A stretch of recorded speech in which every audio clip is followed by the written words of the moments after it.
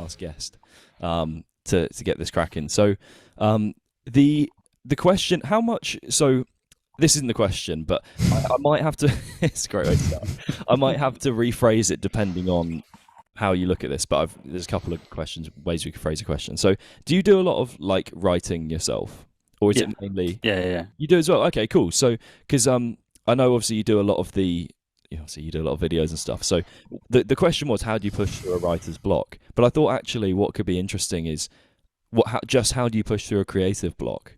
Because obviously you don't just write music, you do a lot of creative stuff with YouTube and generally online. So that might be potentially a better question. Like, how do you push through a creative that's block? a great question. My biggest thing I found that works the most, either for pushing through a block or at least consistently being able to create things, is to set yourself a deadline. So when I first started doing YouTube, I made the either subconscious or conscious effort to post every Sunday. And then because of that, I had to do something every Sunday. So I kind of like made the channel hold me accountable for stuff. So if I was like, oh, I've got to do a video this week, it was like, well, I've got to. There's no not doing anything. Like, I've literally only ever had 1 week off in like 7 years or something where I haven't posted something like every Sunday. So I think the advice I always give my friends as well, the ones that tend to be quite perfectionisty and never want to finish things because it's never good enough, is set yourself a deadline like an exam, and if you've got something to provide at the end, that's what you've done in that timeline.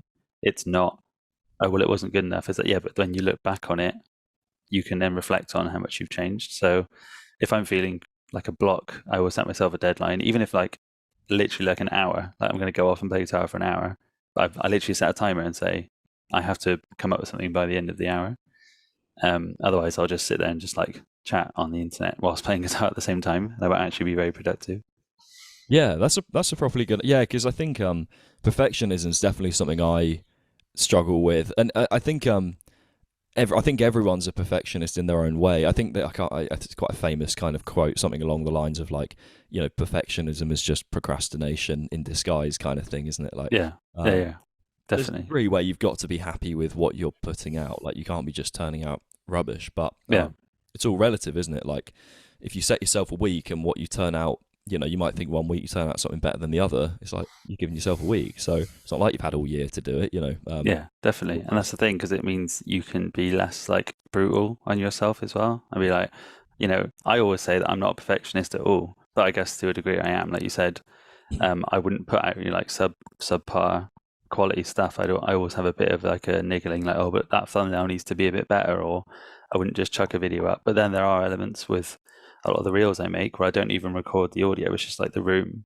But again, I think perfect is relative to the like standard you've set yourself for that specific video. Like if the task is like, Taskmaster style, you've got an hour to create a reel that is something that will catch people's attention. It doesn't necessarily say the quality has to be like the best thing you've ever done. It just has to be something that you've created. And I think a lot of people get hung up on but it's not the same quality that I always put out. And like, I think the idea really is just put something out. Don't really worry too much about like how it looks or how it sounds. Yeah, so I could just clip that out of context. Jamie Slays, just put something out, doesn't matter. Yeah, definitely. I mean, like, genuinely, that is sometimes my advice, is like the algorithm, if you are going to get hung up on, like, the algorithm it prefers consistency. Yeah. The algorithm doesn't look at your video and go, oh, that's a really good looking video. It just goes, oh, Jamie's posted a video today, or Joe's posted a video today. And the fact that you post it every day is what it likes. It doesn't care too much about how it looks or how it sounds. Yeah, I mean, like, so for example, for me with the podcast, I very much, I know I'm the kind of person where I can be quite perfectionist about things, particularly more so with music, but I thought, like, I was umming and ahhing about doing a podcast. So I know I like chatting to people, and I think I'm half decent at having conversations that hopefully people find interesting. But I was like, I suppose, if I want it to be super HD, I guess, I need to get this really good camera, and I need to get all the setup. And it's like, I remember I always look back at Matt Heafy, funnily enough, on the Downbeat podcast, I think it was, on the Downbeat. And he was saying, like, just to start, just do it, yeah. Yeah, and I, I did. And to be fair, I had a good camera to start with, and I had what I thought was a good setup. I'm kind of in between cameras at the moment. I'd like to upgrade. This is just a webcam at the moment, but yeah, like, you know, if you look at, if I were to just say, oh, I have to have the production quality that Craig's now got on the Downbeat, or that like any of these top podcasters, that's like an easy few grand that I don't have right now. Yeah, I mean, even Craig's only just got all Yeah. these cameras, like he was saying the other day with, I think it was like the Malevolence one or the or Spirit Box or something like that, where he was like, "This is the first video one I've done," and because like Elgato and I think it was Rode, I think, have sent him loads of things to use, which is awesome.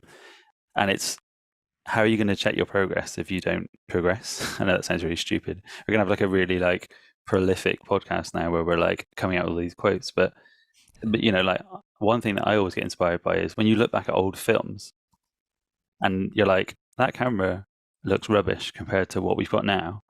But the idea of filmmaking is to make a film, not to produce obviously like a high quality thing. So some of the best like movies ever, or B movie films ever, were like filmed on a really kind of old, not very expensive camera, but it's one of the best films ever. And people always look at current films right now and go, I need to have a red camera, you know, like an £18,000 camera with like a 20 grand light setup and all this kind of stuff. But you really just need to create something. And I think a lot of people hide behind the, you know, like you said, like the perfectionism is like procrastination. They hide behind that it's not going to be good enough, so I don't yet want to put it out. And it's like, but who cares? Like, even if you put it out to the best standard you can do, there will still be someone who will go, "This is rubbish." No, Like, there literally still will be people in the comment section who go, "This is rubbish," and it's like, cool, thanks. But if you waste your time listening to those people, you'll never do anything because you'll just never feel like you're ready. Yeah. Yeah, it's easily done. I think I've tried to encourage, I mean, I'm taking a bit of a break from the writing stuff. Like, since leaving the band, I just want to, like, sort of just spend some time playing guitar, just enjoying it, you know, and just, like, finding my feet with it in terms of, because I think I went into a rut with that band. Yeah. Like, mentally, I was in a rut. Where, Is that why you left? yeah, I mean, there's plenty of reasons, but, like, a big part was because of certain things going on in the band and just between us. I felt very much stuck in a rut, in that, like, I don't know, I couldn't really explain it fully, but like, I didn't feel creative. And I just wasn't turning out, like, when I first sort of, like, the stuff that we put out on our EP, some of that I wrote ages ago, and I think actually I look at that music and I'm like, I'm really proud of it, but then I'm a bit because I've had this rut, I'm a bit nervous because I'm like, oh, I don't think I'm going to write something that good right now. So I'm having to kind of, what I'm doing is I'm taking a bit of a break, but when I get back to it, I'm just going to allow myself to churn stuff out a bit more regularly, put it on Instagram. I'll do the Instagram guitar thing again for a bit. Yeah. It's like, I just want to be able to turn stuff out. Some of it will, I don't think I'll ever write anything really terrible. You know, I've been playing guitar a while, I've written music for a while, like, hopefully it'll all be decent. But, you know, there might be some keeper bits, and it just keeps the creativity flowing, doesn't it? I think people forget that you can practice these things, like songwriting. You know. Yeah. That's one thing. People only ever think practicing is literally like shredding or putting a metronome on and trying to play, you know, your favorite song at 100%.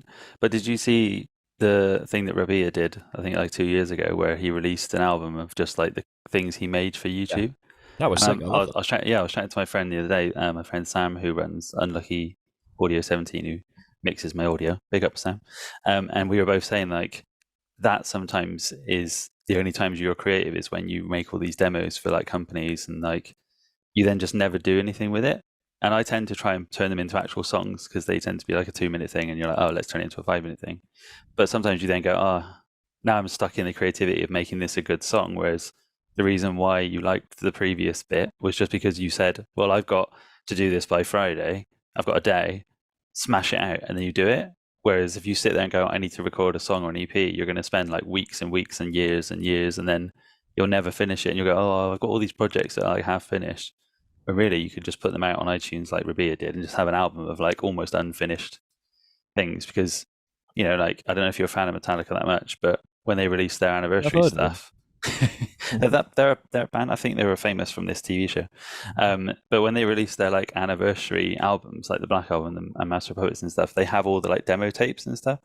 And like they have like James's riff tape and like Cliff Burton's riff tape, and it's like, I love stuff like that. So why wouldn't I want to do that with my own stuff? And people might want to listen to it also. So sometimes it's just about saying, even if it's imaginary, or you and your friends set yourself a goal. Hey Joe, I bet let's both have the same drum track and let's both like write a riff by next week, kind of thing. Which is why those like competitions are really cool, like the Bogren digital ones, because everyone's songs come out completely different, which is really cool. I think so like a guy, I actually put his podcast out today, although it wasn't the last one. Oh, is it the I Am Mooney guy? Yeah. So he's one of those guys that will be churning out a lot of riffs and things. I also chatted to again, not the one that asked your question, but I chatted to Joao Medeiros. You know, he does a lot of these tabs. Churns them out very quickly after the song's released. Oh, really? Metal songs. Like, a lot of these bands like North Lane Spirit. Him and Jack Harris. Yeah. I think I do know Joao. Is he the one who has like a extended range guitar, like the one that George has got? Yeah, he plays one of them. Yeah. It's this. I think Caesar is the brand. I think. Yeah, that's it. Yeah. Anyway, they both turn out a lot of material, whether it be a cover or actually just their own music. And I think the key to productivity is just to keep. I think you get good at being busy. I think that's what being productive is. I don't think it's like some sort of mind hack. You know, there's all these books about being productive, and I think if you just give yourself stuff to do and give yourself a deadline, I think you almost figure it out for yourself a little bit. Definitely. Again, I was chatting to I think it was when I was chatting to Joao. I was saying I believe as humans we're all a little simpler than sometimes people make out. Like, you know, if you just get on with being busy, you kind of almost figure these things out. I mean, you've got to think about what your processes are and understand yourself, obviously. But I think most people... Yeah, I definitely think, like, I don't know about most people, but I'm definitely better when I'm busy. Like, even at work, because, you know, this isn't my full-time job. I work in retail, and my favourite times is when it's really busy, because my brain just works better when it's like, this needs to be done, and this needs to be done, and oh my God, this needs to be done, and everything's on fire. Whereas when it's like a bit boring, you're in quiet, you're like, I suppose I should go do that thing now. Like, there's no reason to do it. Like, there's nothing pushing you. And I think that's why sometimes people need the pressure and the deadline, or, you know, if you're a Friends fan, you need the fear. Quit your job so you can get the fear, kind of thing. Like, but then sometimes you go the opposite way, where when you quit your job, like say you quit your job to do YouTube full time or something, you've got nothing then like pushing you, so you don't do it as much. You know, there's a lot of people who have done that. Like, I think Jared Dines is one of them, and like KMAC 2021, like he used to work in McDonald's or something, and then he quit, and then all of a sudden he hasn't done a video for like a whole year. Like, he literally posted something like 2 days ago. But sometimes you then get that the opposite effect happens, where you feel like you're not good enough, or like the next thing you put out isn't quite as good as the last thing you did, so then you just like never put out anything. And I think that's the problem. Sometimes we all need an escape. Like, as much as society can be quite draining, sometimes it's nice to have the hobby on the weekend that you do when you're not at work, because then it makes you do the hobby more, because you're escaping from your reality. Whereas when it becomes your reality, you don't want to do it as much. Yeah, I mean, so my insight on that is, so I teach guitar. That's my like job. Yeah. But because of the nature of it, I do sort of like I aim to do like 4 or 5 hours in the evening, and then I block out like a Sunday and I just offer the whole day. Yeah. So it's like, it's kind of 5 days a week, but it's not really like a full time.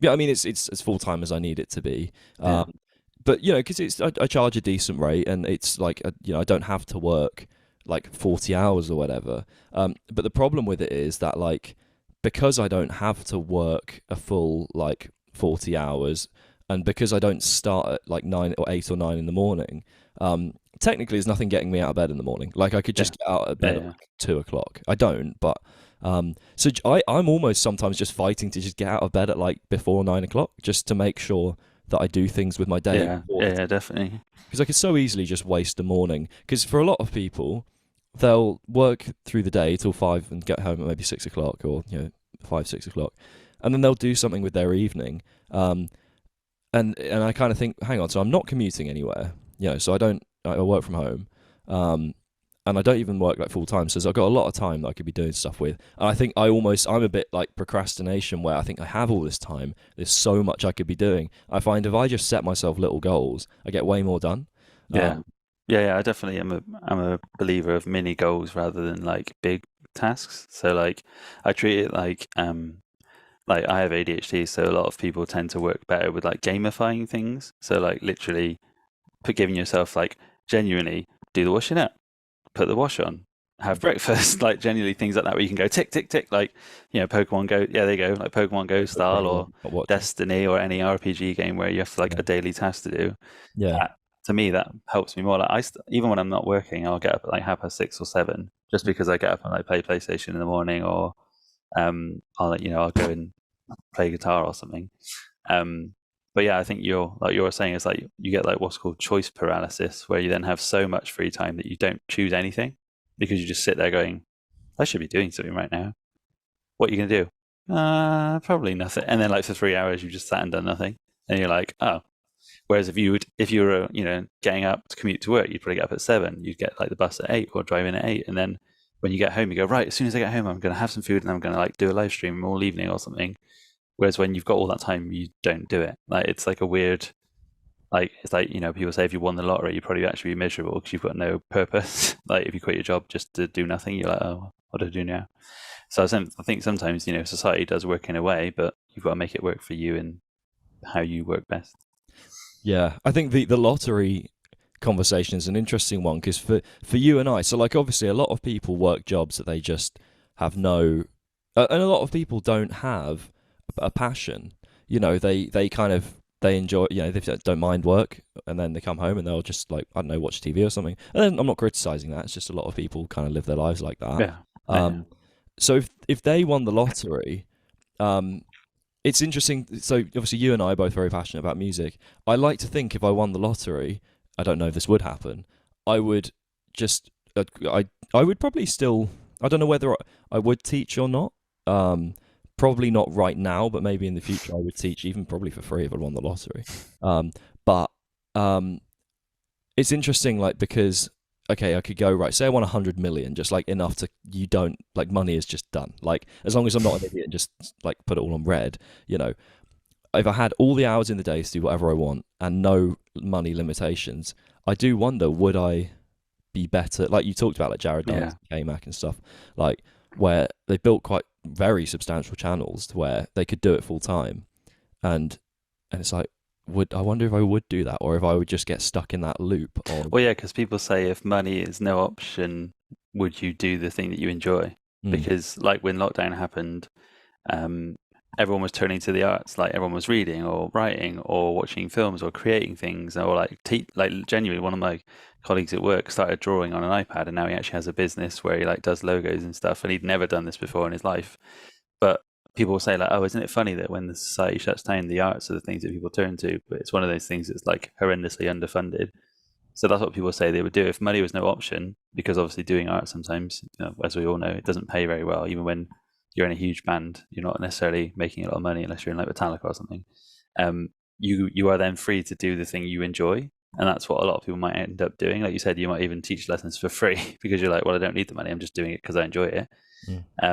But yeah, that's the thing. I think you then get into that territory where maybe you get more expensive taste, and then you start flying around the world, and all of a sudden then you do have the need for money, and you're like, I'm going to buy my way into like playing with a famous person or something. But yeah, I do think like, people say to me like, oh, why haven't you quit your job yet? Why don't you do YouTube full time? I'm like, well, one, I like my job. Like, I enjoy doing what I do. 2, I want my YouTube stuff to be like an escape or an outlet. I don't want it to be my main thing. And 3, like nothing is forever. Like nothing is stable. Like literally YouTube could shut down tomorrow, and then all of a sudden I've got to do something else. Or, like kind of what you're doing is in a way more stable than what I do, like having lessons and being able to teach people. Whereas if those platforms disappear, like those dreaded days when WhatsApp, Facebook, and Instagram go down, everyone's like, "Oh no, what happens now?" Like, I literally can't post anything. So job's down for a day. Yeah, exactly. And the sort of thing, like all these people that are in, like influencers or models or guitarists or whatever, like that is your source of income, or that is your bread and butter. So if you don't have anything to fall back on, as our parents would say, like that's why I haven't just quit my job, because there's stability in the job that I have. There's no chance of that like ending tomorrow. Whereas with YouTube, it could just all end. Like someone could hack my channel, God forbid, and then all of a sudden that's it. It's all gone, and it then takes a lifetime again to rebuild it all. So what if someone hacked your channel right now? Not saying any. This would be really poor timing if someone. Yeah, I'm like, I've just got an alert saying someone's logged into my channel from like Sao Paulo. Yeah. But if someone were to hack your channel right now, and you have no access to it, so you have to restart every channel you have. So like socials, lose that. If you had to start again, what do you think you would do? I actually asked a very similar question to James Monteith from Tesseract. What would you do if Tesseract? I can't remember what prompted the question. It was a different succession of conversations, but what would be your first step if literally, like now, you just had to start afresh? I'd probably I'd just make it all again. I don't know if it would be called Jamie Slays anymore. I imagine it would be, but I actually, again, I think it's an ADHD thing, but I like to start things fresh. So, like, I'll be the kind of person that will play. I used to play Destiny a lot, like 9 hours a day kind of thing, and I would just make characters and then delete them. Like, I would just start all over again and redo the whole thing, and then just get rid of them. So in some ways, I quite like the whole starting again aspect. Or Death Stranding is one of my favorite games, and as soon as I completed it, I just started it again. Resident Evil 3, when it was locked down, I kind of played it 5 times in 1 week because it was like such a short game, like the remake version. I think I probably would just start again. But the things, let's turn it into a more positive question of like, what would you do differently? Yeah. I would probably do what I do now, which is like I said, that the consistency of posting all the time. Now I know that the algorithm doesn't really care too much if you post 5 times in 1 day or 1 time a day. Like, it actually prefers it the more you post. So I would probably just learn more from, I guess, mistakes I've made of not waiting a whole week to post one video, and the reels and stuff are like the shorts, and those kind of TikTok videos are the ones that are the most popular right now. So it's just doing those all over again. And I guess I'd just try and rebuild a following, because I've got a kind of friend who is they were a YouTube channel called Eat Your Kimchi, which they moved from Canada to Korea, and then they moved to Japan. But they then separated as a couple, and then she made her own channel, and then she's like basically had to rebuild it all again. But she's already got to like 300,000 subscribers or something, and they had like a 1 million, like 1.3 million as a couple. But she's already technically like a third of the way there, or like almost a quarter of the way there from doing it on her own. So in some ways, it's almost like cathartic, like starting all over again and like rebuilding a brand. So I think I would probably just literally go, right, start again. Let's just do it all over again. Let's get back on the grind. Yeah, I think something that I always find kind of thought-provoking is the whole restart. So for me, like, there's a couple of like moments that I could pinpoint as being like fresh start kind of moments. So like, I dropped out of uni to pursue music or go to a music school. So that I would call that one. But in terms, when I say fresh start, I mean like changing direction and starting something new. And then like the next one beyond that would literally be leaving my band a couple months ago. Yeah, definitely. So it's a bit weird, and I do wonder how many sort of fresh starts you get in life, or not how. I mean, you have as many as you like, can't you? It depends. But yeah, I always wonder, like, because obviously, as you get older, there's only so many like times you can go, right, I quit that, I'm going to start again. But I guess if you find that pursuit enjoyable, like you said, you do, you can get some real benefit out of that. Yeah, because in theory, if people like what you do now, and then all of a sudden your channel gets deleted, in theory, hopefully, they would be backing you, either getting your channel back or starting again. So if you see these people who, like you said, like leave a band and make a new one, and then in a way they bring like part of that following with them to their new band, and there will, no matter what's happened, people will still like it, whether or not they should or shouldn't, kind of thing. So I think there's always an element, as long as you still enjoy it and you literally have the willpower and the motivation to do it all over again. Because some people say, like, again, treating it like a game, like, if you lost your save right now, would you start again? And some people are like, no, I wouldn't. I'd literally just throw it in the bin, kind of thing. I can't be bothered to do all that all over again. Whereas I go, oh, I'll just do it again. I'll literally just start all over again, because I enjoyed the process. Like, I enjoyed doing what I do. If YouTube did, God forbid, close down or I lost my channel, I'd just find a new platform, or I would just start all over again. The annoying thing about YouTube, in a way, is my email address for my login is like a really, really old one that I had when I was like an embarrassing goth teenager, and you cannot change it. Like, they don't let you change it at all. So mine is actually something completely different to, in a way now, I think it's actually a good thing, because people don't know what it is, so they can't hack it in a way. Like, it's not any of my Don't Jamie's. say it. Yeah, I'm not going to say what it is. It's also really embarrassing, but it's not my Jamie Slays one. It's not my like personal one. It's like one that I used to use years ago. So in a way, it's actually a good idea to keep it that way, because then people will be less likely to find it.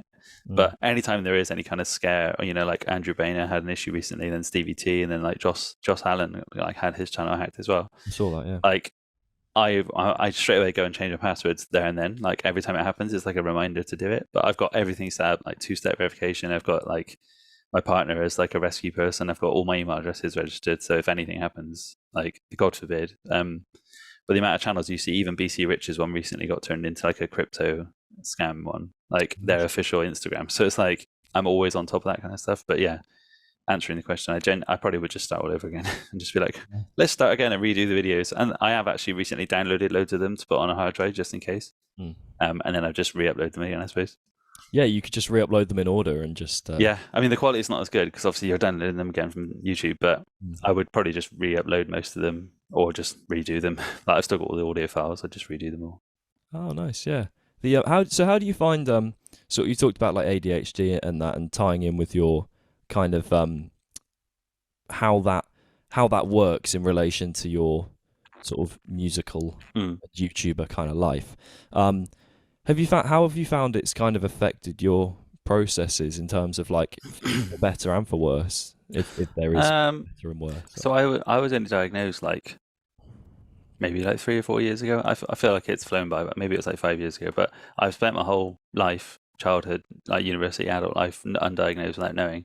And I think I started the YouTube channel officially. I started it when I was 18, so I started in 2006. But properly doing it as a YouTuber, where I like post every week and stuff, I started like 7 or 8 years ago. So I was officially like undiagnosed then, and like I'm now medicated and stuff. But I think the kind of pros, I suppose, would be that knowing about it and then being medicated means that you can be more focused and you can like actually have a goal, or you can make sure that you set a plan and actually try and stick to it.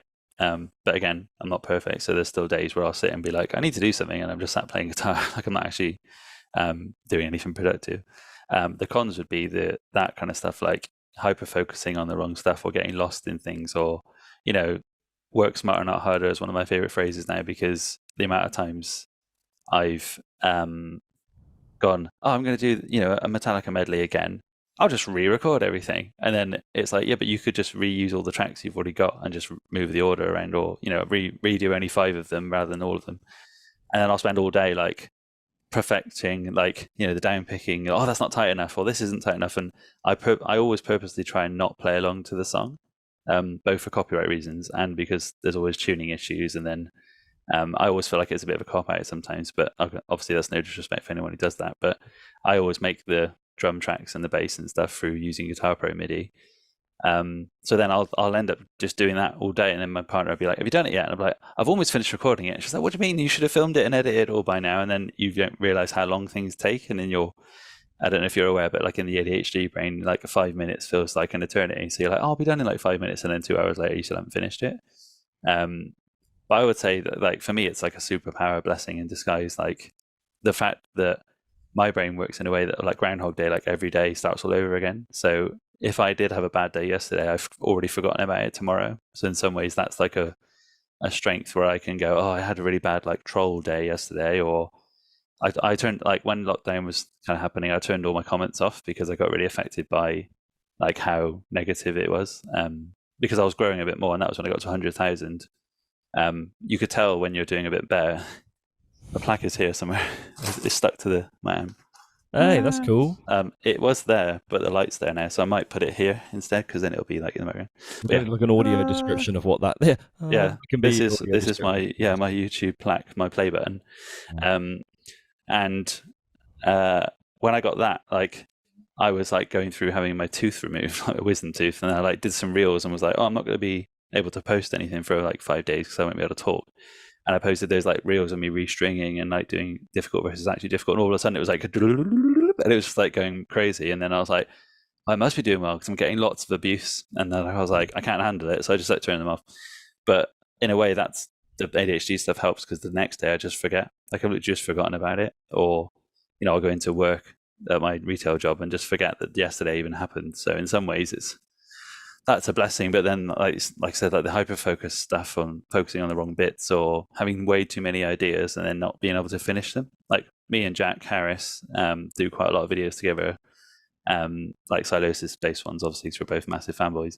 And I think he has ADHD also. I'm not sure if he's diagnosed or medicated, but we've talked about it quite a lot. And when we get together, it gets like an endless like spiral of like ideas, and then I almost have to like rein it in, because my partner who doesn't have ADHD reins me in a bit, so I'm almost like doing that with him, because he's like, oh, this is a great idea. Yeah, exactly. It's like almost either I'm seeing the things that I do in him and I'm aware of how to stop them, like how you better at giving advice to other people but you can't take your own advice. It's kind of like that. So in a way I think that's where also collaborating really helps, because you can then help rein each other in. And also if it's a deadline, like me and Jack tend to do videos for like STL tones or like a release of a song or something, we have to do like, well, it has to be done by Friday, so let's quickly hurry up and do it. And then we just get on like a Skype chat and go, right, you do this, and I'll come back in an hour and we'll finish it. But yeah, I think people always tend to hear like, ADHD or autism or ASD or anything and go like, woo, whereas I'm like massive component of it. I think it's great. I think everyone should know more about it. And stuff. Yeah, I think it's something that perhaps a lot of people, because they always talk about these things being on sort of spectrums, don't they?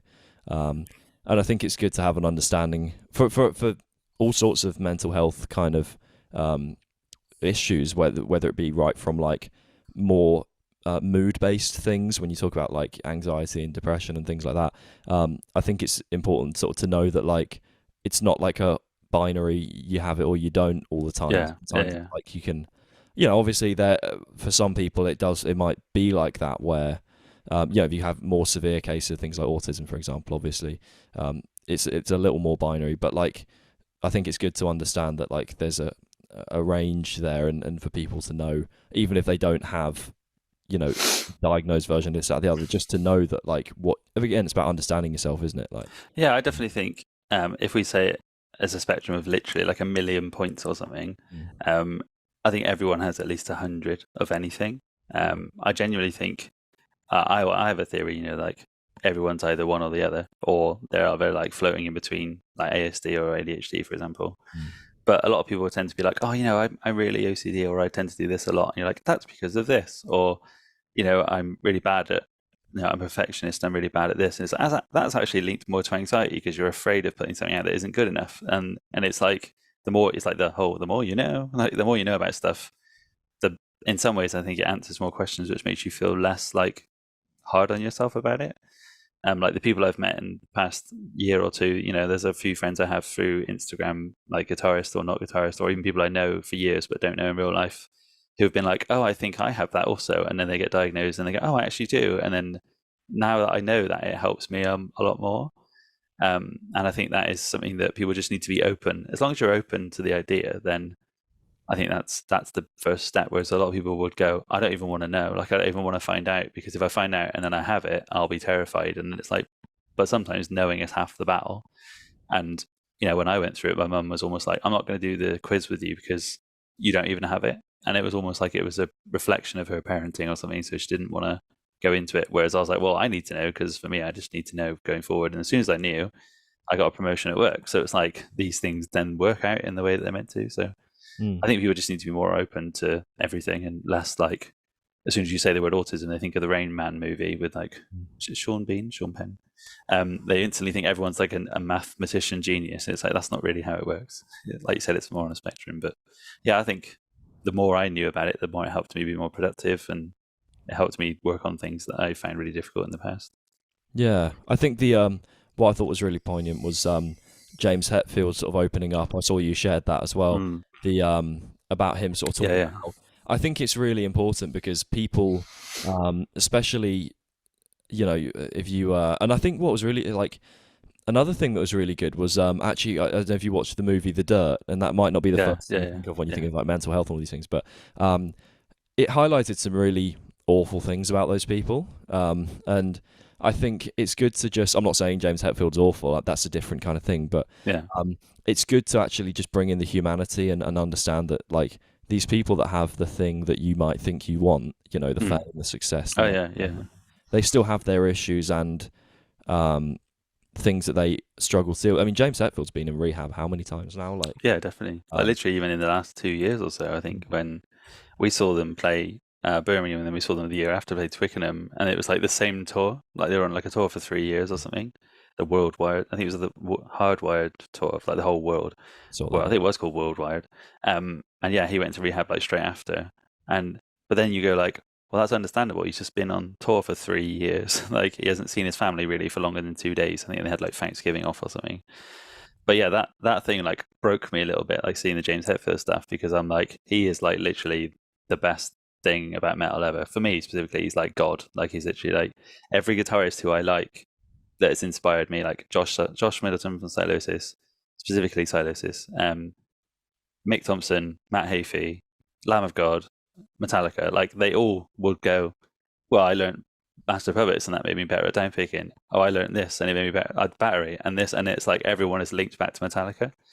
And it is, like you said, it's humbling almost to see that everyone has problems. And like, I think we live in a society now where we kind of idolize celebrities as being these like humans that are different to us. Like it always makes me laugh when, you know, people who do like impressions of people.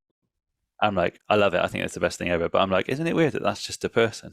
Like when they impersonate Johnny Depp, he's just a guy. And when they impersonate, I don't know, Gordon Ramsay, he's just a guy who talks that way. Like anyone can impersonate anyone. But yeah, when James Hetfield did the like whole breakdown on stage thing, I was literally like, oh my God, like literally sat there with like little tears in my eyes. Like this is, one, it made me feel sad because it means that he's sad. But two, weirdly, I think it's also because he looks like my dad, or like my dad looks like him. Oh, okay. I don't know if I'll send you a picture after, or we can like put it in the thumbnail or something. But my dad, I think he looks a lot like him.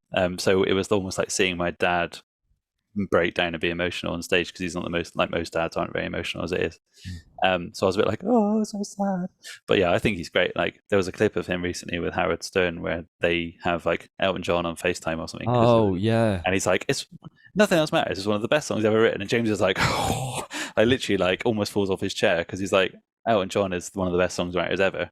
And then he's saying that one of the songs I wrote when I was like 24 or something is one of the best songs ever written. And he's like, Jesus Christ. But even that in itself is humbling to show that they have idols also.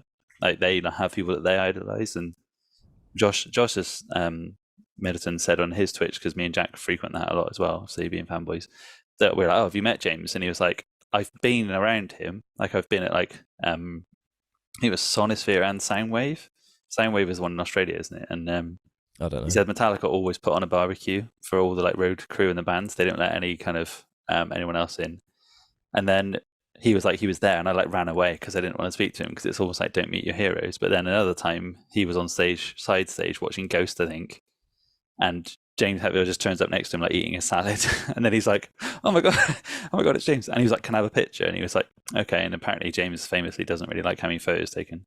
And then as soon as he did it, like everyone noticed he was there, and then ran over and wanted to have photos with him. And he was like, I feel really bad now. But yeah, I mean, like that's just going to happen. But even he was like, I was in, talking distance of him, and even I didn't want to say anything. So it's almost a bit like, oh my god, like when was that of interest? I think that was Sonisphere, like when it was a festival, which obviously isn't anymore.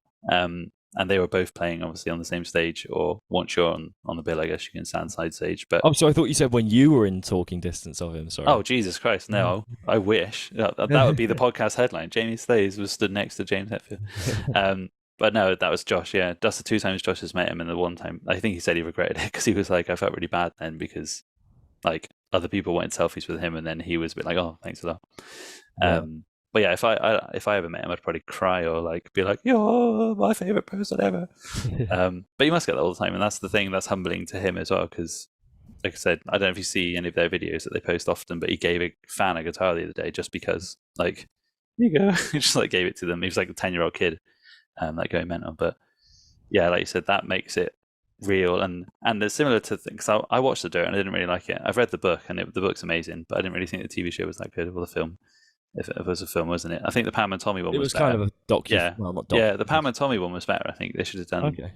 The Dirt would have been better, a bit more like that. But I always talk to people who like, I don't know if you get it as well, but you always have like kids being like, oh, how do I get in the record label, or how do I do this? And it's like, just because you see, like you said at the beginning, just because you see the people that you idolize getting these things doesn't mean that you should get them, and it doesn't mean that if you get it, it will answer all your questions as well.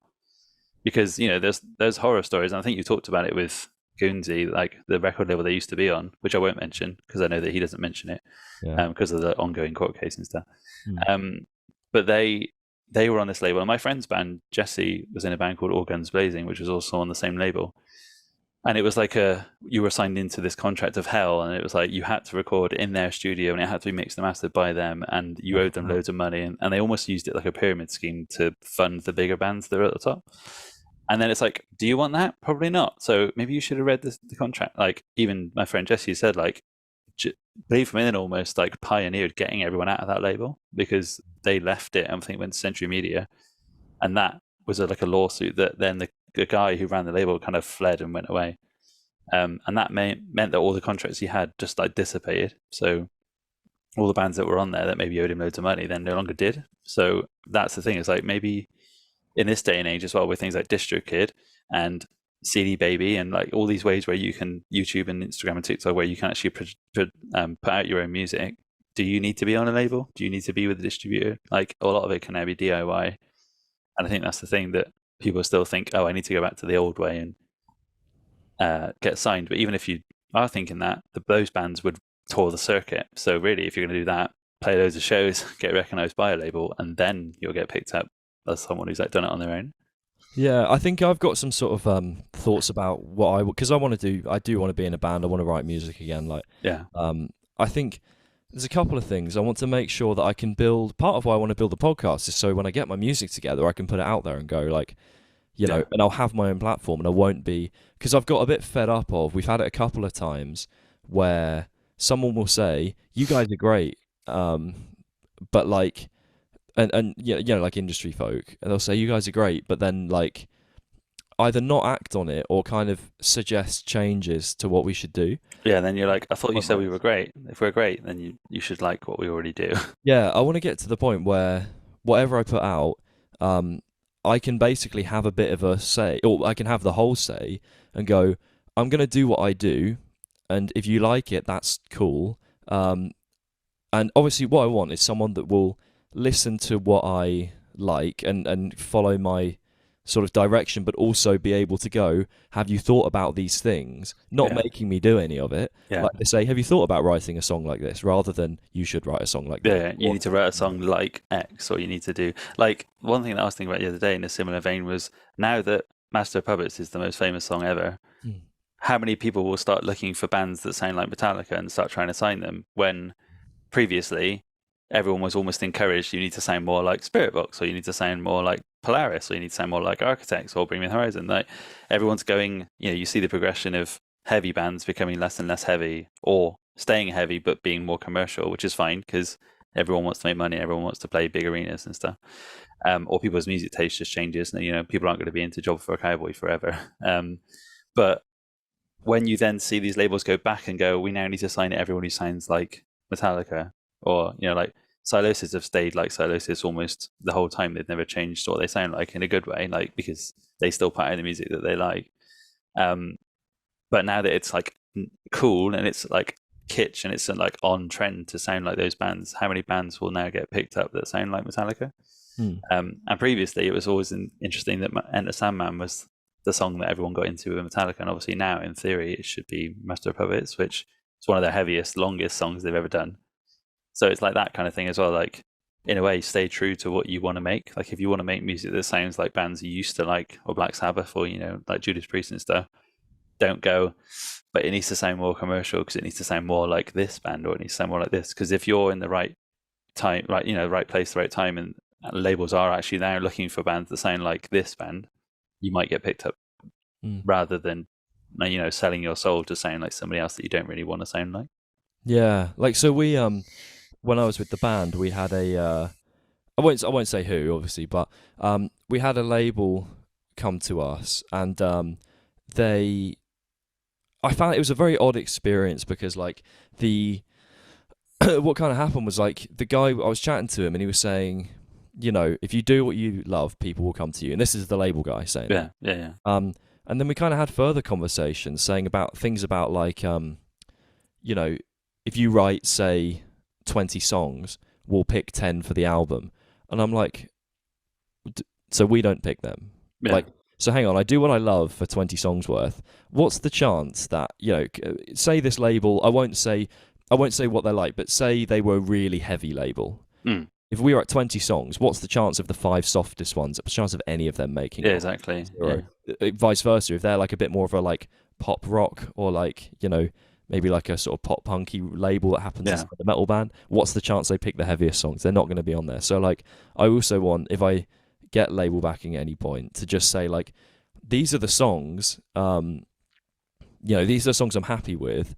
Here's like, I'd rather say, here are the 10. And if they really, really think that there's something missing, I'd discuss it, but I don't want to have to just give them the songs and they pick. I want the final say. Definitely. I'd love to hear their opinion. They might go, hang on, you've picked those 10, but can we hear the other 10? Because we might hear something you don't. That's different. Which is also, there's obviously like pros and cons to both sides of that. Like, if you sit in a studio for 3 months and write the things you think are the best things you've ever written, and then even, you say to me, can you listen to these? I'll go, this is good, but this is my favorite. And you go, oh, that's actually my least favorite one. That took me the least amount of time to make it. And it shows that obviously other people's ears sometimes are different. But I agree that, I think I read that Adam D'Amico from Lorna Shaw wrote a thread a while ago, like maybe a year ago, saying that like making music is turning more into like a label based, you have to do more music like this, or, their song did really, really well, and it's like the most popular song ever for a while, and then you almost think the labels will go, make more songs that sound exactly like that one you just did but different, almost like a paint by numbers, and then it becomes less fun because you're just doing what the label has said that they want you to do, which is because they know that you're a business and they just want you to make money for them. That's literally your purpose. So I've not had much, or if any, like label chat with anyone, because obviously I wasn't in a band for very long, and when I was, it was like 10 years ago. But I didn't know there was that whole thing of choose 20 songs and we'll choose the 10. Because what if you wrote a concept album where each song has to like blend in together? How do you do that with 20 songs? Yeah, when they've then gone, here's random songs. I think it's I don't think that's how every label operates, but I've listened to other conversations from other artists, and I think I don't think it's like the whole way that it works. But I think they like to have a bit of that control. I might be wrong. I think it really probably... Yeah, and again, because they're paying for it, I guess their idea would be, well, if you don't do it, we just stop paying for it, or, well, we won't sign you anymore, or... Which is also why I'm saying, like, kids that are growing up now and going, oh, I want to get signed to a label. It's like, do you, though? Like, do you know what it's actually like? Or, like, do you shop around? I think a lot of my information comes from other people's podcasts, but Downbeat with Malevolence, they were saying, like, when they did their latest one, they weren't signed to a label. The deal they have with Nuclear Blast at the moment is a licensing deal that they're allowing Nuclear Blast to have the album for like a year or something like that. And they pretty much self-funded everything. Like, they paid for it all. Like, they've done it all themselves, which is amazing. I think that's more inspiring than going, oh, we've just been signed to Sony and they've paid for everything. Because also they were saying, like, we've built up enough of a following. Nobody wanted to touch us, and then when we built up our own following and brought our own album that now is amazing, like, it's really good if you haven't listened to it. They now want us, like, they're now interested, and it's almost like, oh, fancy that kind of thing. So in a way, it's almost like you have to build the following yourself, whether it be on social media or by touring, and then almost like band labels will come to you and say, we want you, and then you almost can choose which one you want best, or you can almost agree the terms of your deal, I suppose. Because I watched a documentary on YouTube the other day that was about TikTok people like blowing up, and like record labels now go to TikTok and like sign people to labels based on like their following, which I find really like convoluted in a way that, like, I saw a post the other day that a few people were showing on is it Mike Shinoda from Linkin Park was saying, I'm seeing a lot of my musician friends getting jilted by the fact that they now have to be content creators as well.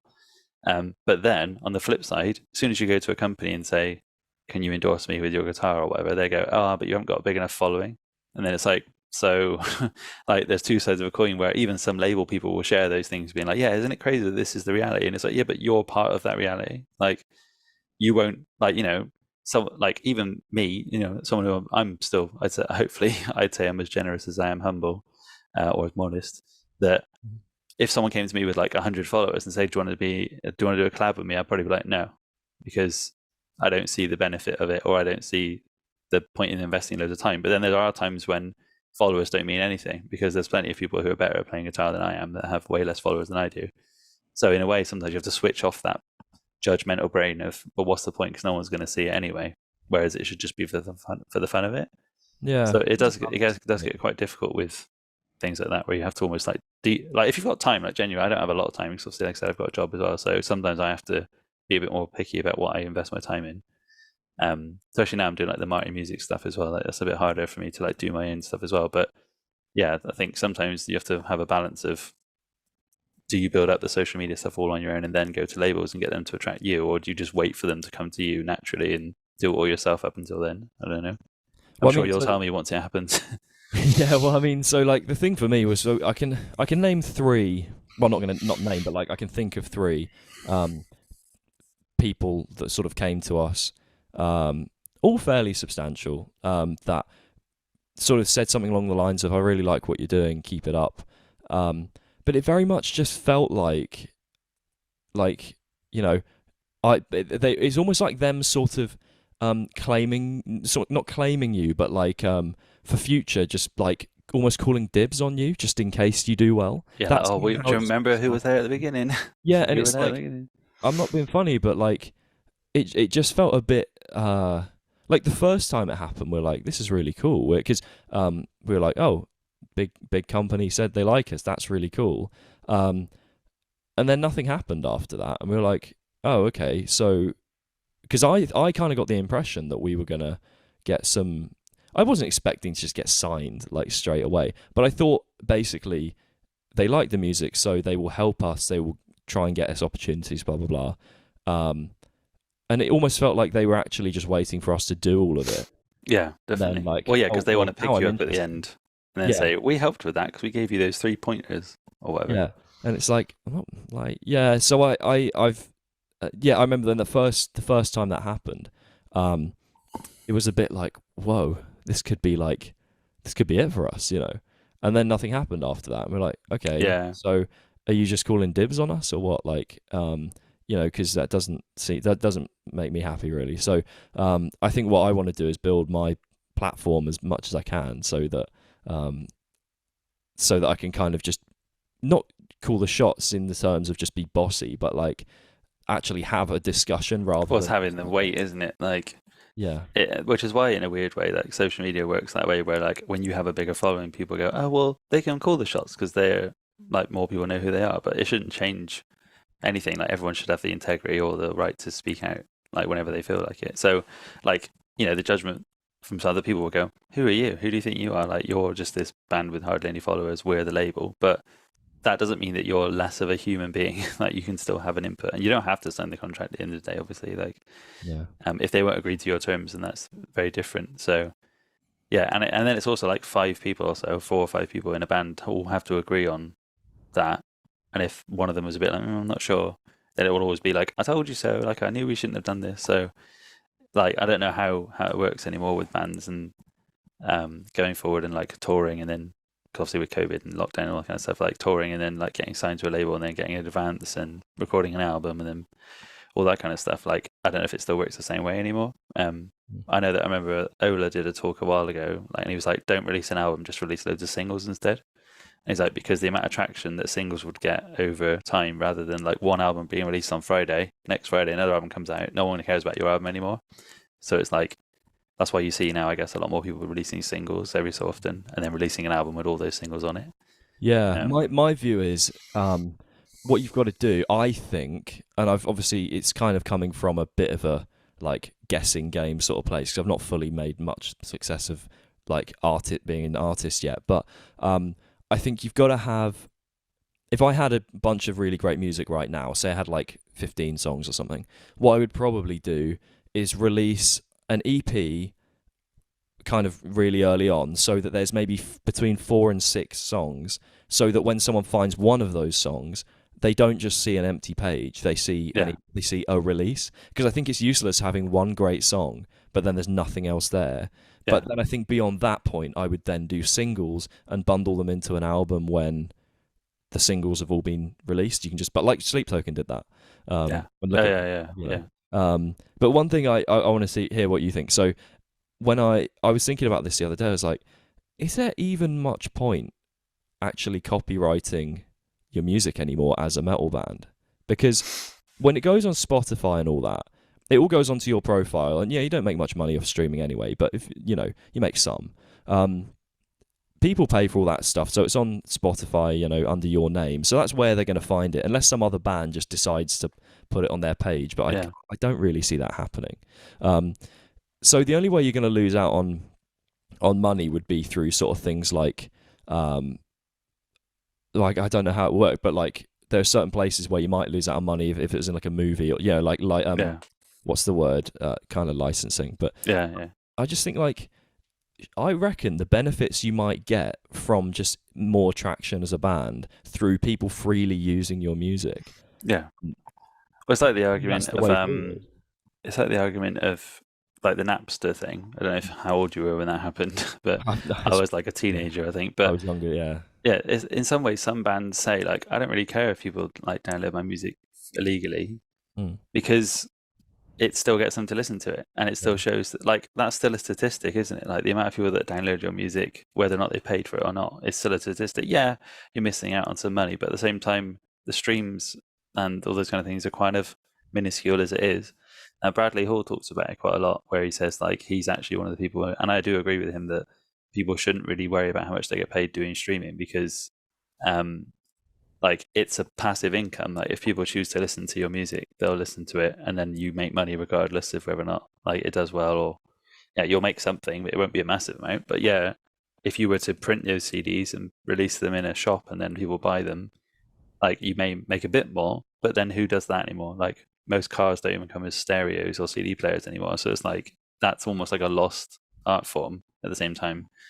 If you were going back to tapes and vinyl, but I think you're right with like the copywriting stuff. Like it's actually better to get more people listening and reacting to your stuff than it is to make the money off the other stuff. But I'm just looking at DistroKid when you upload music. I don't know if there's a way to turn off like the copyright stuff. But I know when you go into YouTube, you can just say like, just allow people to, like when people react to your music, you can just say, I'm okay with this, and then it lets them have it. Yeah. Like you're saying, like, the amount of people like Andy Gillian did a video where he played his own song and then it got taken down because it was like, you don't own the copyright. And he's like, well, technically I don't do it because the record label owns it, but it's my song and I wrote it. So he like did a parody video where he like kind of did it with his mouth, and it's really funny. But I think you're right. Like in some ways, turning those features off means that more people will hopefully be able to listen to it. Because the amount of times I've done videos and spent hours doing them and then they've gone copyright claimed, and I go, oh, what a waste of time that was. Or like you have to change it somehow. You have to change the pitch of it, or you have to change the speed. Or there was that period of time when like Jared Dines and all the kind of bigger people were doing parody sketches of like Warner Music Group and all these kind of companies like taking down videos. And that was when, Andrew Boehner and like K-Mac and I was copying it as well. Nick Nocturnal, like doing down-tuned things, or like what if Metallica played it on a 7-string, because otherwise as soon as you play it in the right tuning, it just gets taken down. And that's obviously a monetary thing, but it's also more, I didn't waste 7 hours of my life making this video for it to not do well, or for it to not like, because there's a theory that when it gets copyright claimed, the algorithm kind of depletes the amount of views that it gets, because it doesn't want you to be making any money on it. So that was always really disheartening for a while. But I think you're right. I think if there was an element to turn it off, I'd rather have people listening to my music regardless of how they got it than making lots of money from making music. Yeah, because ultimately that's the point, isn't it? Yeah. I think so. Something I wanted to kind of touch on that I thought was really that I really liked about your profile in general, just as a sort of a more public kind of music figure, was you're always sharing things on like your Instagram stories from the community. You'll share loads of things that you like.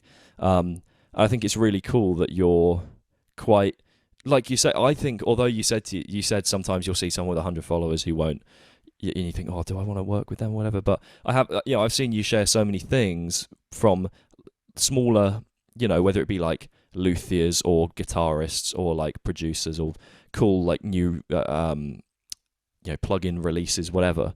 I think it's quite cool that you've kind of dug yourself into the community quite deeply, I think, which is good, because it's not just about obviously the follow account, it's about like how much you interact with those people. And Is that something you do consciously, or is that just who you are as a person?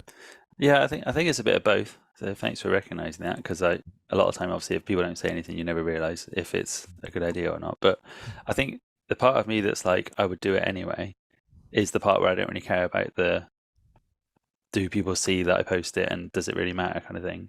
But I also do it because, like if I get on my creator hat, I'm like, well, these people need to be seen by other people, because if people don't share them, then who's going to see them? Or there's people that I've found out about from other people sharing them, and I've gone, oh wow, that person's really cool. I want to follow them now. And that's the whole point of Instagram and stuff in my brain. Like I use Instagram a lot. Like it's probably my most used app out of all my phone, my social media things, and also just my phone in general. Because I think in order to build a platform, you have to be active on that platform also. Whereas with YouTube, it's a bit harder to be active because it's more like I say YouTube is more like a TV show, and then Instagram is like your social media kind of presence. But yeah, I think I like to share people's stuff both for getting them exposure and also showing people what I like, because sometimes people will think, oh, you wouldn't like this because you're into Metallica, or you like death metal, so why would you listen to pop music? It's like I'm trying to show people all the different aspects of your life, because people only see a snapshot of you and they think they know you. Like they watch one 15-second clip and go, you're playing it wrong, or you don't even know anything about this. And it is really hard to not give in to that, but I try and share it. But interestingly, on that topic, like I shared Clayton B. King yesterday. Oh yeah, because I saw it because somebody else shared it. I think George Lever shared it, or he commented on it, and I saw it. And then I shared it, and he was like, oh, thanks, mate. I really appreciate it. And I was like, well, yeah, you're awesome, so why wouldn't I? And then he was like, oh, I've been a big fan of your channel for years. And I was like, what? Like, what? And then he was like, no, joke. Like, I literally saw this morning. It was like, I learned to master puppets through your video like 12 years ago. I've been a long time fan. And I'm like, oh my God, that's so cool. Like stuff like that blows my mind, where I'm sharing something because I think this guy's amazing, because he's literally like, I wouldn't even know how to play guitar, like how he plays it. And then he's saying that he likes what I do, and I'm like, oh my God, that's so cool. And I've done it with a few people, again, like name dropping, but I've done it with a few like famous people where I've like shared their stuff, and then they're like, oh, I know who you are. I've seen your videos before. And I'm like, oh, like Mike from Spirit Box, like I shared one of his, I think it was when he did the Core Cortex presets that he'd made. I shared it, and then we were chatting about that. And he's like, oh yeah, I've seen your channel before. Like I've watched your videos and stuff. And I was like, wow, that's cool. Like, but again, to get all like weirdly humble and like, we're all just humans. Like they're just humans in the same way that we're just humans, in the same way that James Hetfield is just another human. Like we idolize these people, but they are just normal people. So yeah, I think I like to share stuff because I think it's, when in lockdown everyone was doing like, let's all challenge each other to do like a riff off and stuff. And I was a bit like, but I do this anyway. Like I get it. Like I'll join in, but I do these kind of things anyway. And then I did like a whole thing where I tried sharing loads of like UK people that people may not have never heard of before. But also it's because when I talk to people, maybe like yourselves or Josh Allen or Brad, like people who I'm like, oh, these are names that everyone should know. And people go, I've never heard of that person before. I don't even know that person exists. And I'm like, what? Like, I'm like talking about them as if they're like these celebrities and no one even knows who they are. Yeah. So I'm trying to hopefully go, this person's sick, watch this. This person's also sick, watch this. And that's why I'll randomly share like ADHD stuff as well, because people don't really know about it or don't know that I've got it. So I'm just like, share this fact. Yeah. I think the other thing is on a more business side of things, the like sharing the smaller profiles, they're going to be way more excited and way more engaged in what you're doing because you've given them that. Yeah, hey, I don't care if you don't have these followers. I just like what you do. Whereas if I share like, so I know for a fact there's plenty of podcasts I've done. So I don't know how many podcasts I've released now. I think I've released 23 or something. I've got quite a few more like lined up, but yeah. I know the ones I've got the most followers off of or the most engagement from are the ones who they share it and they're not the bigger profiles, but they're really excited about the fact that they've got to share their opinion on a podcast. Yeah, definitely. Those are the ones that actually have got the most engagement and then ironically been shared the most and actually been seen by the most people. If I did a podcast with James Hetfield, as much as that'd be awesome, like the actual organic engagement would be pretty low. Yeah, I don't think many people would, because how many podcasts and interviews does he do? Like, there's plenty of interviews of them on the internet, like people who've interviewed them on tour, and most people probably won't watch them. But if you were interviewing, even George, I think you've done one with George, haven't you?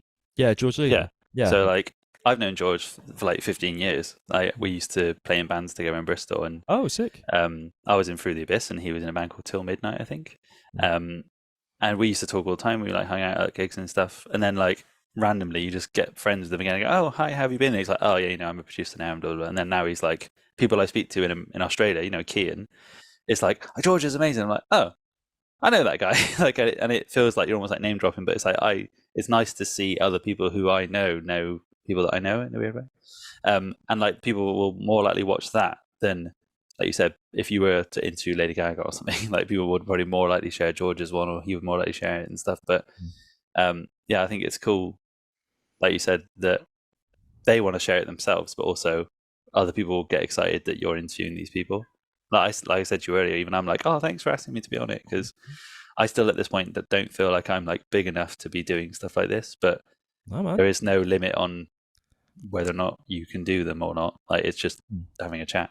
And I tend to do this with, like people like Jack and stuff, where we'll just sit and have a chat for like an hour and go, why isn't this like a thing? Like, why aren't we doing this live so people can watch it? But then there's also that element of like, you don't have to like monetize everything. You don't have to always turn things into a job. It can just be a nice chat. But yeah, sometimes we have like really nice chats about really cool, interesting, like what's the first gig you ever went to? And then you're like, oh, that would be a really interesting video. Like it would just be quite interesting to talk about it. But yeah, so what I think I've got a couple. So like I said, I wrote some things down to chat about, and I think what might be quite cool is just to do.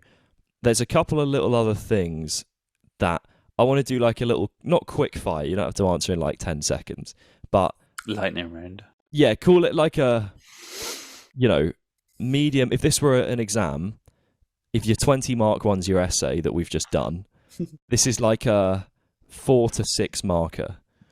So it's not like a 1 mark, but it's somewhere in the middle. So there's a few things, if you could give, and actually maybe even some of these would be good for people listening in terms of practical advice. So one is, how do you kind of find your own way of standing out on YouTube? Not just YouTube, but, as someone in the, let's say as someone in like a music personality, I guess. Me personally, or like...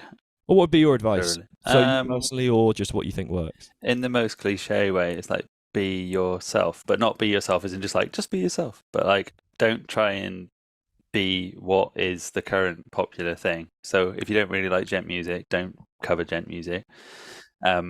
Because hopefully when your time comes, people will recognize you for the thing that you do.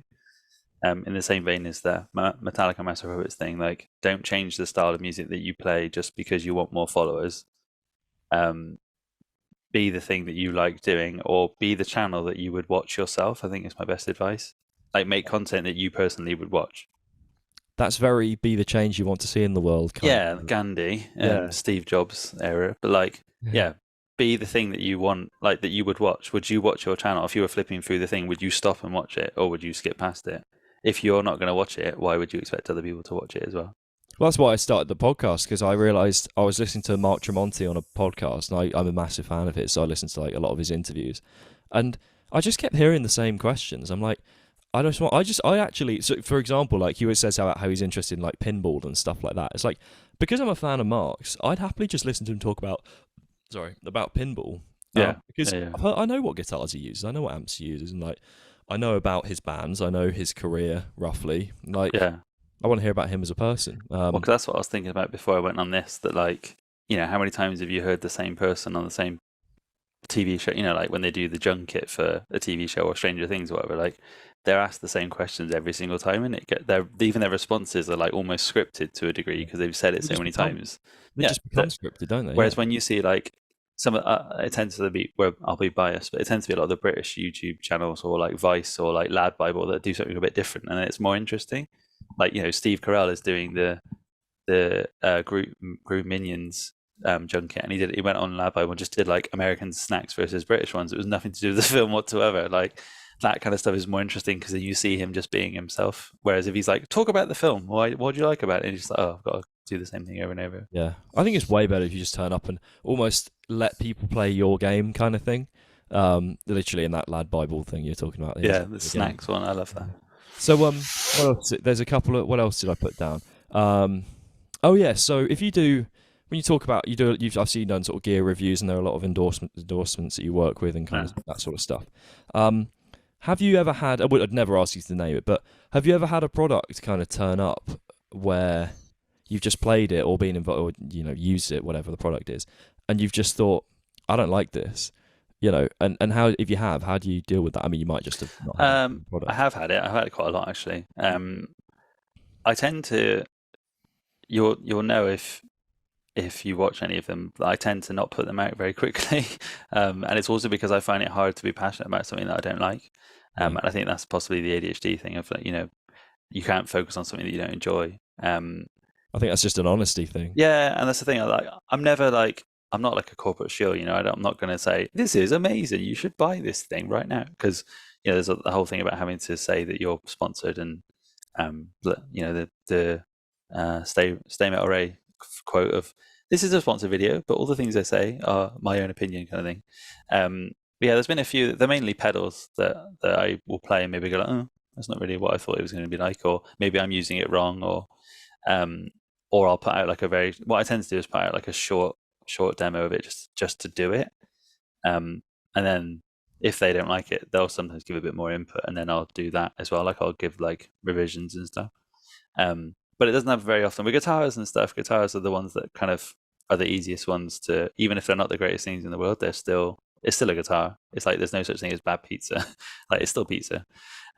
Guitars are fine. Like even I've got a Harley Benton one over there, and like I've got a few that people genuinely don't believe when I say that I really like them, because they're like, well, you would say that because you were giving it for free, kind of thing. That's the hardest thing in some ways, is like being honest and people don't believe you.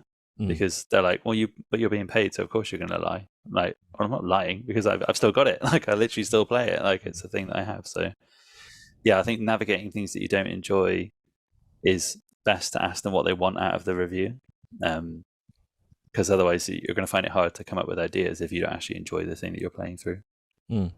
Yeah, that makes total sense. Okay, so what I think, I got one more thing that I was going to ask you. So yeah, what I was going to ask is, obviously you got a lot of quite cool tattoos. Yeah. What's your kind of what's your favourite one and why? I don't know. It might be one that's on my leg. But my most recent. This is a bit of a rubbish question for the audio. This is one of my favourite ones. Oh yeah. Yeah, if you were listening, I've got on my armpit, I've got a Daruma fox. So Daruma is the like Zen Buddhist little red. You see them as like little paper mache red things with one eye painted black. Oh, yeah. And you're meant to like make a wish, and then you paint the other one once the wishes either come true or not, and then you burn it on like a funeral pyre at the end of the year. But people do them as like different things. So if you can see, it's a little fox in there.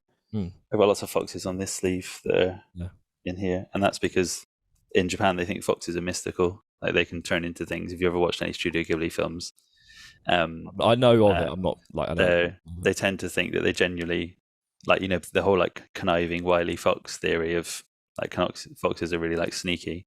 They'll literally like turn into a woman, marry you, and then like divorce you and take all your money off you. And there's like folklores of it happening. But I just like foxes partially probably because they're orange and I'm a ginger, so it's like a bit of a love thing. But and then on my front chest I've got like another fox thing that's like huge, which is probably one of my favorite ones. But these ones are done by a guy called Ash Davies in Stronghold in Cardiff. So he's done my whole arm, and then we've gone down to my front as well. And I think we might do my thighs at some point. Just need to get around to it. But yeah, the bright colourful ones are my favourite ones. I'm not really a massive fan of like black and grey stuff. Yeah, I like colourful. I'm tempted at some point to get like for me, I'd have to either get a sleeve or nothing. I think actually, I could do either like one piece on my arm, like as in like like a block, like a, and then add on to it or something. Oh no, so I would either do that, just one. Oh really? Or like for me, I just want a tattoo, whether it's one block, like just one thing, or the full sleeve. I don't want like dotted round. I don't know why. To me, it just doesn't work. Yeah, that's why there's one per limb.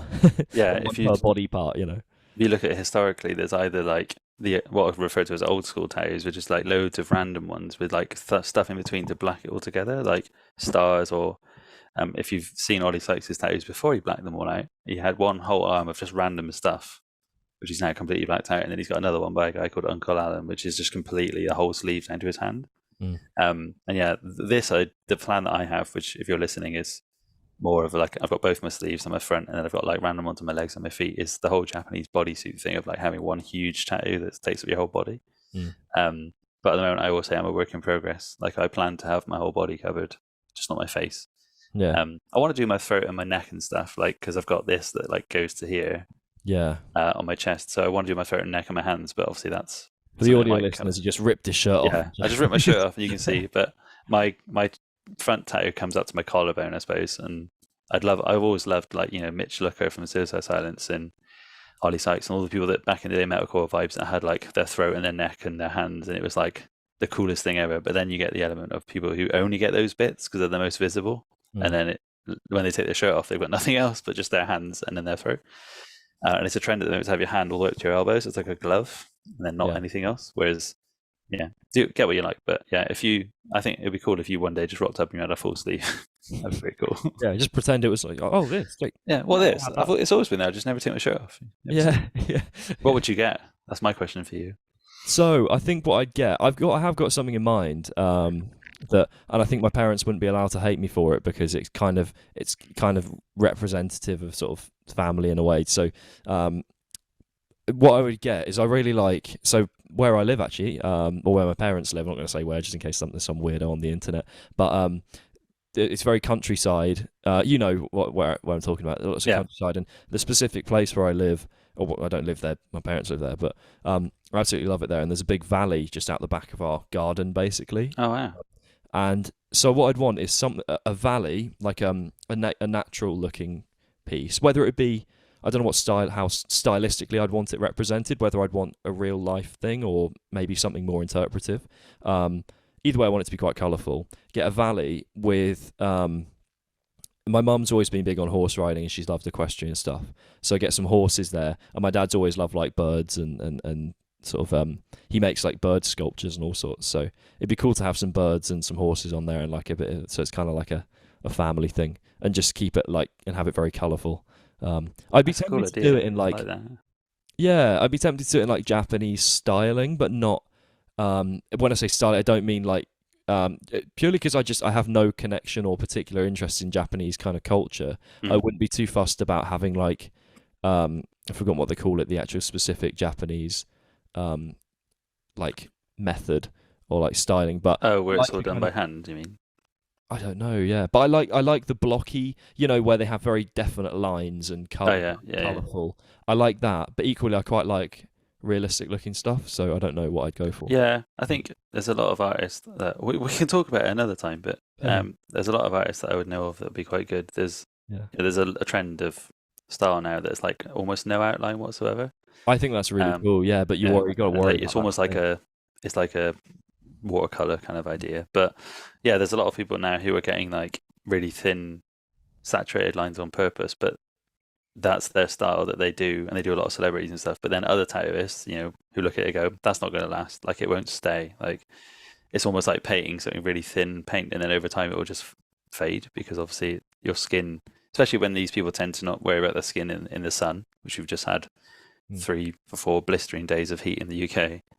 You'd have to wear like Factor 50 all the time just to cover it up because for the first year of your tattoo, it's like a baby's skin, so it's really sensitive and it will fade really easily. Yeah. So yeah, but yeah, like I said, we can talk about that another time. We can do a tattoo podcast. Yeah. So I'll tell you what, that's good. I think we've covered a good range of stuff. So what I need you to do now is ask a question for the next guest. I'm not going to tell you who they are. It is tomorrow, actually. Yeah. Or maybe I'll tell you. What I might start doing is actually I'll tell you straight after you've asked the question and not let you change it. I was going to, because if you tell me who it is, my question will change. Yeah, is it a guitarist? Don't know. Well, because I was going to ask them like who got you into playing guitar, but if they're not a guitarist, it won't matter. All right, I've got a good one. The style of music that you play, who was the first band that kind of got you into that kind of music? Okay, yeah, that sounds cool. Does that work? Like, who was your gateway band? Like, that got you into metal or whatever, what you play?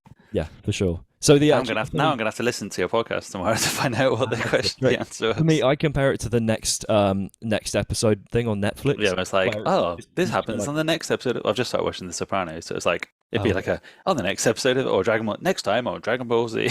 It's like now I've got to watch it because you told me what's gonna happen. Exactly, that's the plan. I wonder if I get to like 1,000 episodes, I might just snip together all of the questions or something. I thought the idea would be that the person that asks the question would be in the video. Like, so like my question would actually be in the next one of them going, "Hi, it's Jamie Slays. My question for you is this," kind of thing. Oh no, I mean, I guess I could do that, but it might feel It wouldn't work really well, I guess, if you weren't putting out as an audio. You'd have to have the clip of me and then press it and go like, "Jamie says this." Yeah. I don't know. To be fair, that would be quite. Or cool. you could make, like, we're off topic now, but if you were doing reels of just ones that get people into wanting to watch it, you'd do my clip first and then their answer after. Very cool. Yeah, that could be cool. Because I guess you've got all the videos of people asking the question, you just then like splice them up. Because who asked? Did you tell me who asked my question? You didn't tell me who. Oh, so yours was asked by Cameron Brown. He's a. I love Cameron Brown. There you go. Awesome. He's a good friend of mine. A couple of days ago, and then yours question is going to actually another YouTuber, Cole Rolland. Yeah, love that guy also. Yeah, so he will be. So he's a guitarist. So you're in luck. Sort of friend of mine also. Like, I always say, like, I don't know if everyone. I always think everyone's like this, but I tend to chat to everyone. Like, I know most of the people, but I say that to someone else and they go, "Oh, I don't even know who that is." And you're like, "How can you not know who that is?" Yeah. But yeah, I chatted to Cole. I was chatting to him the other day about MacBooks and stuff. And yeah, I love Cameron. He's amazing. His Eddie Van Halen stuff is like mind blowing. Yeah, it's good, isn't it? Yeah. And he's also a massive fan of Dark Souls and Elden Ring and stuff. So we always geek out about that kind of stuff as well. Well, I'd seen his videos for ages, and then I was like, I'm going to chat to him, and he's really sound. We chatted for ages after the podcast as well. Yeah. So it's nice. My on the spot feedback for you is I love what you're doing, and I think it's great that you're just doing it.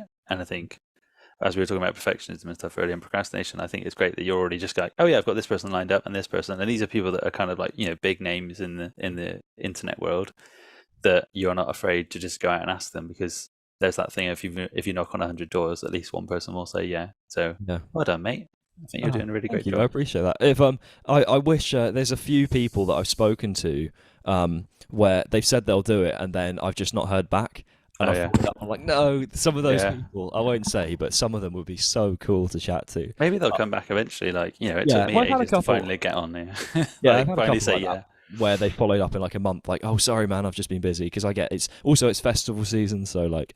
Yeah, if you're asking like actual musicians, then they're all probably really busy. It's like finding an hour to, even with me, like, I'm not very busy, but trying to squeeze it in was more of my procrastination, I suppose, of going like, I need to find time to do it. But thanks for asking me again. It was really fun. Right. So other thing is, I need you to recommend a musical person, because I used to say artist, but actually, if you want to promote a YouTuber, a producer, or any content creator, I mean, obviously a band is cool as well. Totally your choice. Someone that you feel deserves, and I feel like you know plenty. Yeah, we've literally talked about. Yeah. So you've got to pick one though, because otherwise I'll be. Yeah, I'm not going to request.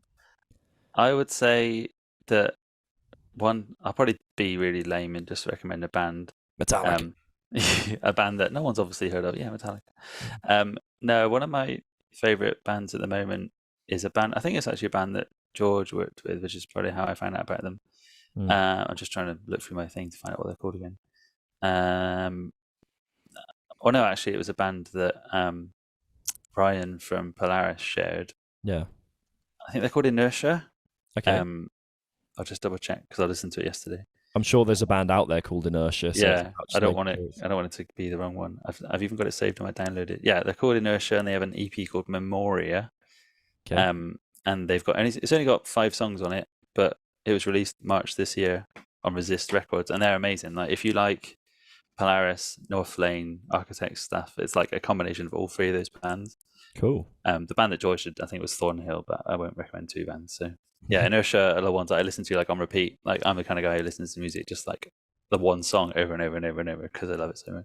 The hyper focus coming in. Yeah, that's it. Cool. Wow, we had that. That was a really weird sound effect. You had the tiniest little bit of internet lag, and it just went. That was a cool moment. Keep that in. Yeah, yeah. Wicked. Okay, well, I'm looking at Twitch. There's a person. There's one person there. Oh, yay. So, there's any questions from that one person? Yeah, I don't even know who that person is, because I'm only looking at it on my. Hang on, let's have a look. I'm gonna refresh it, but I think it is. I mean, Twitch is a bit of a work in progress, so yeah. Let's. I don't know if anyone. Yeah, I don't know how much attention they're paying, but anyway. But thank you for chatting, man. I appreciate it. That's awesome. Thanks for having me. I will look forward to tomorrow's one with the question that I asked. Awesome. Yeah. So it'll be a few weeks, but yeah, find out. Brilliant. Thank you, man. Thank you. Have a nice day, mate.